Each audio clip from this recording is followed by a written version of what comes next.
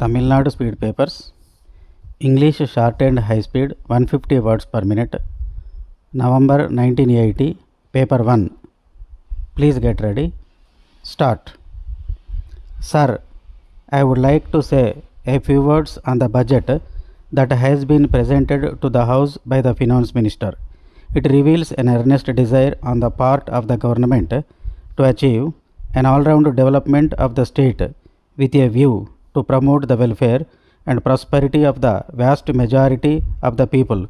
Although some of the new taxes announced by the minister may appear to be a burden from the point of view of the consumers, I must say that this budget is more realistic than the budgets of the past few years. The Finance Minister deserves congratulations of the members of the House. The remarkable feature of the budget is that greater emphasis has been laid on the development of small scale and village industries in the state, and this is no doubt a good sign because it is one of the surest means of tackling the problem of unemployment, which has assumed great magnitude in the last few years. There is, however, one thing which we regret, and that is in the matter of basic and heavy industries, our state has been very much neglected. I would therefore request the government to take up the matter with the centre and try to get at least a few of the major industries located in our state. As regards the new taxes proposed, while I am in agreement with the view that in a country which seeks to reorganize its economy on a socialistic basis, progressive and heavy taxation is inevitable, I cannot help feeling that the proposed sales tax on sugar will affect the poorer sections of the public. Whatever may be the considerations that weighed with the government in conceiving this new levy, there cannot be any justification for imposing it at the present juncture. I regret to say that the minister has not referred to the problem of housing in the state. This is a very important problem facing the people. The housing shortage continues to be acute, not only in Madras city but also in other areas of the state. Steps should be taken to afford greater facilities to the low income groups to construct modern houses through the agency of cooperatives.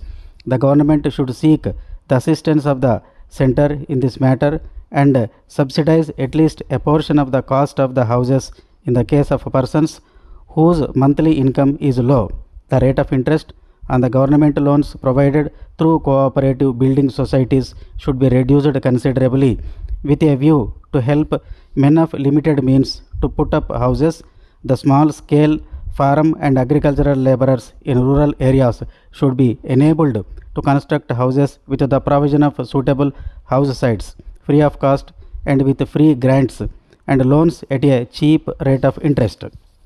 I would also like to take this opportunity to pay my tribute to the Education Minister and the Chief Minister for the relief given to the teachers in this budget. As a matter of fact, I was happy to see that the disparity in the scales of pay of secondary grade teachers in elementary schools and high schools has been removed. In this connection, an honorable member expressed some doubts. I would like to point out that virtually the disparity in the scales of pay of teachers under different managements has been removed, and I am sure that some of the schools which are not paying the government scales of pay at present will also pay it within a reasonable time. The action of the government in this matter is a proof that they have indirectly recognized the fact that teachers, irrespective of the managements under which they are working, are doing a very valuable work for the progress of the nation and are entitled to more and more benefits from government.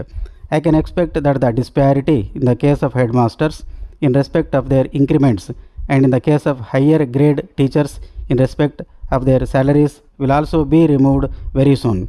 The second concession that the government have been kind enough to give to the teachers is in respect of full free education to the children of elementary school teachers. This, I must say, is a great step forward.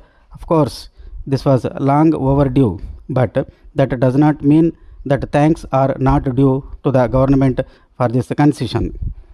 All the items of relief to the teachers announced in the budget involve only small amounts, but my appreciation of the action of the government is very great because when I went through the items, I got a strong conviction that the government have begun to realize the difficulties of the teachers and have made a sincere study of the problems of the teachers, and that the era of brightness is slowly drawing on the teachers through relief from this government.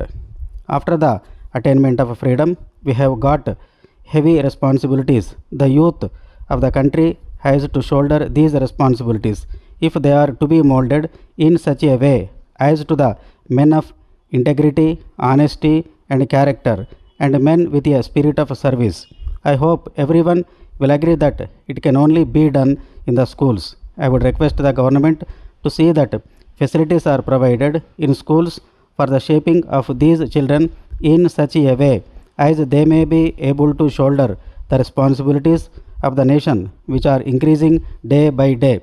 For this purpose, I think a committee is needed to go into all the stages of education, elementary, secondary, and collegiate, without treating them as watertight compartments, and remembering the wholesome fact that all these are intended for one particular individual who is to become a citizen and who is to be capable of handling the affairs of free India.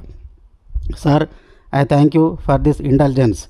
I must really conclude now and must not take advantage of your kindness. I appeal to the honorable members of the House, to whichever party they may belong, not to take undue notice of small little factors that are not really relevant, but try their best to work together for the common good of the state.